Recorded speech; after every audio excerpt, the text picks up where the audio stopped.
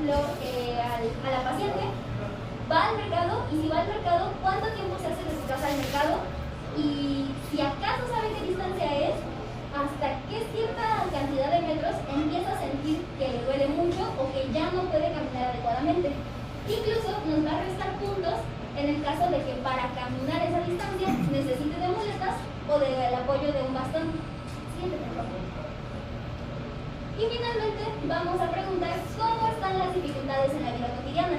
Aquí únicamente vamos a interrogar 3 puntos, que es el cómo se siente al momento de colocarse las calcetas, al levantar un objeto del piso y también al subir o bajar las escaleras durante nada más el intercambio de la planta baja a una primera planta. De esta forma, nosotros vamos a sumar los resultados que nos van a cuantificar cómo está la minusvalía de nuestro paciente en ese momento. ¿Y por qué es importante? Porque nos puede servir tanto para definir una meta terapéutica como para ver la progresión terapéutica que nosotros hemos estado teniendo si es que ya llevamos el control del paciente. Además, debemos juntarlo con las imágenes radiográficas y con la clínica del dolor para tener una visión más general de nuestro paciente y así poder instaurarle un tratamiento ya sea farmacológico o rehabilitador que vaya acorde a sus necesidades. Y otra cosa importante del índice anterior es que está diseñado para realizarse en no más de 4 minutos. Por lo tanto, podemos utilizarlo en una consulta sin tanto problema de detenernos. Más que nada porque las preguntas son dirigidas y ya tienen respuestas preestablecidas. Y al final, lo que nos podría tomar un poco más de tiempo sería únicamente sumar cuánto nos llega la respuesta. Al igual que en la gonartrosis, en la coxartrosis tenemos la escala de Kilmer-Lawrence. Aquí no hay mucho que agregarle porque es exactamente lo mismo, nada más que en vez de rodilla hacia la cadera. Vamos a ver cómo está la disminución del espacio interarticular, si hay presencia de esclerosis y si también hay esquefitos. Siguiente, por favor. Pero algo que sí es muy importante ver es si tenemos quistes subcondrales y odas. Ya les expliqué la fisiopatología, qué son los quistes subcondrales, y si lo alcanzan a ver, aquí tenemos uno. Y aquí también se puede ver otro. Igual, en esta parte de aquí vemos las quiodas. Las quiodas las podemos identificar más que nada porque es la proliferación del cartílago articular que se está dando ya en estadios más avanzados de la enfermedad. Siguiente, por favor. Y finalmente, como diagnósticos diferenciales, tenemos que considerar 3 muy importantes. Comenzando por una lesión radicular, que sería una fibralgia o una citalgia. Lo importante de aquí es que tenemos el dolor en la misma localización que una coxartrosis.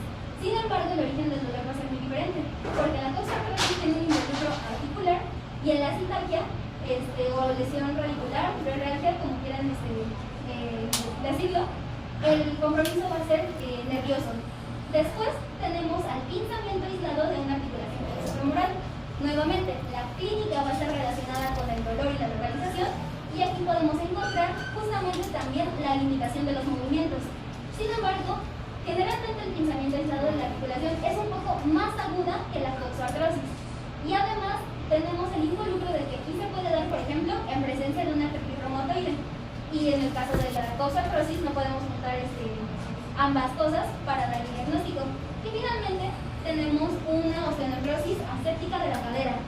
Esto ya lo vimos un poco en el tema de trauma de Lefebvre-Saters, y básicamente es que no le está llegando la irrigación adecuada al hueso femoral, el hueso se está comenzando a necrosar y justamente esta necrosis nos va a causar una sintomatología de inflamación, de dolor y de limitación de los movimientos. El problema aquí es que en cuanto a la clínica es casi idéntica a la coxartrosis, también un poco la progresión, pero ¿cómo lo vamos a diferenciar? Justamente con los hallazgos radiográficos. Aquí tenemos un hallazgo radiográfico característico de la osteonecrosis que se llama cascarón de huevo, que no es más que nada que estas líneas que se alcanzan a ver, que nos está hablando de la osteonecrosis de la cabeza femoral. Y esta va más relacionada un poco a factores asociados con el abuso de corticosteroides o un alcoholismo severo.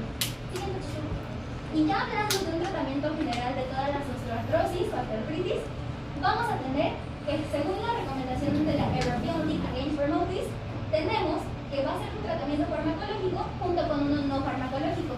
Debemos llevarnos de la mano ambos, porque sin uno no va a funcionar el otro. Siguiente, por favor. En el tratamiento debemos adecuarnos a que tenemos que tomar a consideración los factores de riesgo del propio padecimiento. Es decir, ¿a qué nos está predisponiendo el simple hecho de artrosis, es decir, por ejemplo, el riesgo de una caída, la limitación de nuestros movimientos en la vida diaria y la afectación justamente de cómo está la calidad de vida. También debemos hablar de los riesgos generales, que estos van más que nada enfocados al propio paciente. ¿Qué sexo tiene? ¿Qué edad tiene? Por ejemplo, si tiene o no obesidad y cuál es su ocupación. Después seguimos con la intensidad del dolor y el grado de discapacidad. Esto es importante para establecer un tratamiento, porque no es lo mismo un dolor leve junto con una incapacidad leve a que definitivamente el paciente ya se vea 100% afectado en su vida cotidiana. Y va muy de la mano con la localización y el grado de degradación articular, porque dependiendo de dónde se localice, qué tan degradado es el cartílago, nosotros vamos a saber si podemos utilizar una órtesis o si definitivamente el paciente ya requiere una prótesis en tratamiento quirúrgico. Y finalmente también tenemos que considerar los deseos y expectativas del paciente. No es lo mismo que un paciente joven, por ejemplo deportista, esté padeciendo estos problemas y quiera recuperar su funcionalidad, a un paciente ya adulto mayor, que por ejemplo puede ser pensionado y sus únicas necesidades cotidianas serían ahora sí que el mantenimiento personal, es decir, ir al mercado, realizar sus actividades diarias y por ejemplo el paciente joven va a querer recuperar su funcionalidad totalmente, mientras que el paciente adulto puede que les diga que quizás no quiere ser tan funcional como lo era en su juventud, pero al menos sí quiere realizar todas sus actividades de la vida cotidiana sin el dolor que está teniendo. Y bueno, en cuanto al tratamiento farmacológico, principalmente siempre vamos a dar el paracetamol. En cuanto a su posología, la podemos dar hasta máximo 4 gramos por día, es decir, si tenemos comprimidos de 500 miligramos, lo máximo que podemos dar es 4 comprimidos al día. En el caso de que por alguna razón esté contraindicado el paracetamol o no podamos darlo, o ya no esté sufriendo su efecto terapéutico, vamos a pasar a los AINES. En el caso de que el AINE ya no esté funcionando o tengamos alguna contraindicación para este, vamos a considerar a los inhibidores de la COX-2. Una vez que estos ya nos están dando el alivio sintomático, podemos pasar a considerar a los opioides o incluso a los esteroides. Siguiente. Pero algo muy importante aquí es que estos medicamentos que les mencioné son para el alivio sintomático al momento, o al menos lo más pronto posible. Pero también tenemos otro tipo de medicamentos que van a actuar más que nada en la conformación de la articulación y cómo esta se va a mantener y se va a regenerar poco a poco. Estos se llaman contraprotectores. El primero del que les voy a hablar es el clonidin sulfato. Este es un glucosaminoglucano sulfatado que nos va a ayudar a la síntesis de proteoglicanos. Pero para empezar, ¿qué es todo esto? Más que nada, el glucosaminoglucano sulfatado es como una pequeña partícula dentro de los proteoglicanos. Y los proteoglicanos nos van a ayudar a que la matriz del cartílago prolifere de manera adecuada sin que haya una resorción y que por lo tanto pueda mantener sus funciones de hidratación y de elasticidad. Su posología va a ser de 400 miligramos cada 8 horas. Y seguimos con el sulfato de glucosamina. En este caso vamos a hablar otra vez de minomonosacárido sulfatado, que es nuevamente una partícula muy pequeña de los proteoglicanos, pero en este caso lo que nos va a ayudar el sulfato de glucosamina es que todo aquello que se necesite unir molecularmente para que se regenere adecuadamente el cartílago que se mantenga, y lo va a unir, que se una bien y que no se degrade, para que no haya ese proceso de degradación de la matriz articular y no se esté generando el desbalance entre degradación y regeneración. Y su posología va a ser de 500 miligramos cada 12 horas. Como otro contraprotector vamos a tener a la diacereína. Este va a ser un derivado de la retinol y va a tener dos mecanismos de acción. El primero va a ser que va a tener una inhibición de la interleucina 1, que como ya nos mencionó la fisiopató, va a tener pues destrucción del cartílago. También va a tener pues actividad de la síntesis de proteoglicanos y ácido hialurónico, que como ya sabemos pues este es como el principal componente del cartílago articular. Un defecto que leí bastante de este es que tiene muchos efectos adversos gastrointestinales, entre ellos pues que puede provocar diarrea. Y su posología encontré que es 50 miligramos cada 12 o 24 horas. Y finalmente tenemos el ácido hialurónico, que este va a proporcionar un alivio sintomático.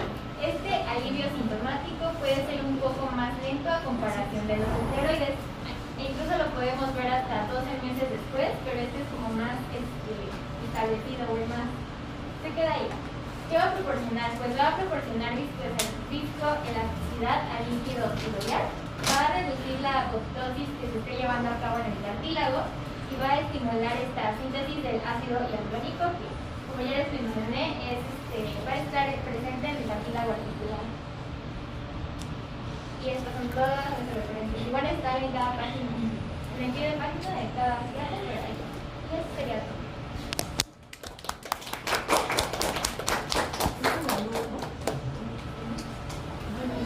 Pues la verdad es que tengo un poco que agregar. La verdad que esta es la primera presentación de OA en los años que yo digo que me gusta.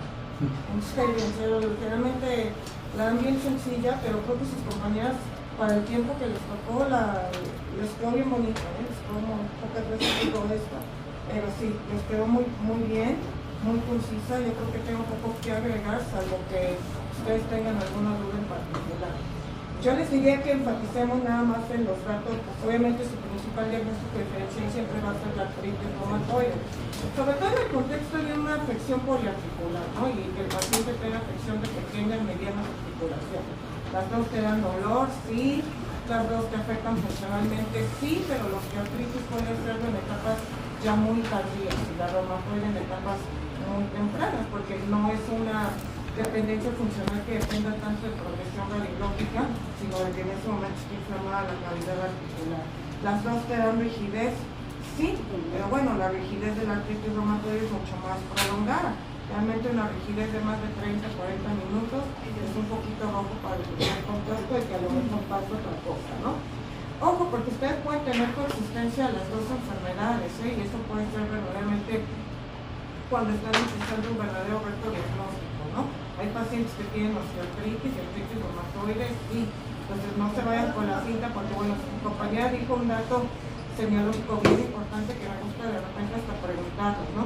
Sí es cierto que desde que está entrando y él te dice que ella dice que lo que le duele son las interfalángicas distales, casi por default podemos decir no es artritis reumatoide, pero bueno, si es un paciente que tuviera un cuadro mixto, pues sí, ¿no? Entonces, pero eso sí es un dato bien importante que no lo pierdan de vista. Apréndase muy bien las lesiones, no lo que quieran, la bisartrosis. Otra cosa es que, bueno, sus compañeras se enfocaron en osteoartritis primarias, pero bueno, no quiere decir que otra articulación no puede estar afectada por osteoartritis. O tengan en cuenta que otro tipo de articulaciones menos frecuentes como los hombros, los codos, los tobillos, no son sitios frecuentes de osteoartritis primaria. Y cuando ustedes tienen osteoartritis a esos niveles, casi siempre la causa es una secundaria, y bueno, lo radiológico incluso lo dieron muy bien, Yo nada más les diría que, bueno, ya me quitaste la de las manos, pero pero sí, los datos radiológicos, la disminución del espacio articular, la esclerosis ósea subcondral, la presencia de quistes óseos subcondrales, cuando son más grandes son las quiodas, la osteofitosis. Y bueno, dos cosas, en manos, digo, a ver si yo creo que lo vamos a poder ver en AR también, pero hay un patrón de esclerosis en manos que es de tipo muy asimétrico, que tiene un patrón, se le llaman alas de gaviota, que así lo escribimos, ¿no? Y la osteoartritis da erosiones en la radiografía. No habitualmente, pero sí hay un subtipo de una osteoartritis que se llama con componente erosivo. No, efectivamente, no es lo habitual, pero esta imagen a lo mejor la vemos en artritis reumatoide. Y los condroprotectores, la verdad es que no me suenan las primeras dosis que comentaron. En México, la verdad, ya tenemos combinaciones, si las quieren conocer, de que viene la glucosamina con el coenzitim sulfato, vienen hasta sobrecitos. Casi siempre combinan 1500 de glucosamina con 1200 para que sea una monodosis. La diacerina está bien. Comentar que aunque fueron medicamentos que fueron creados así como para que hicieran lo que hace el Pharma en artritis reumatoide, ya en la práctica clínica pues no es tanto, como que de verdad hagan un asunto de prevención de la progresión, no. Pero sí es un apoyo, porque sí son pacientes que dependen mucho menos de los analgésicos. Un paciente que consume condroprotector, al que nada más vas a tratar con puro analgésico.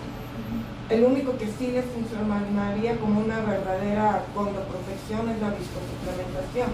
que es lo que hace por ácido hialurónico aquí en quitar los papeles, ¿no?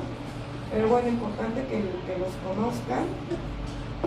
Y bueno, no sé si ya tengan alguna otra duda. ¿No? Bueno, entonces comparten su presentación y yo creo que la siguiente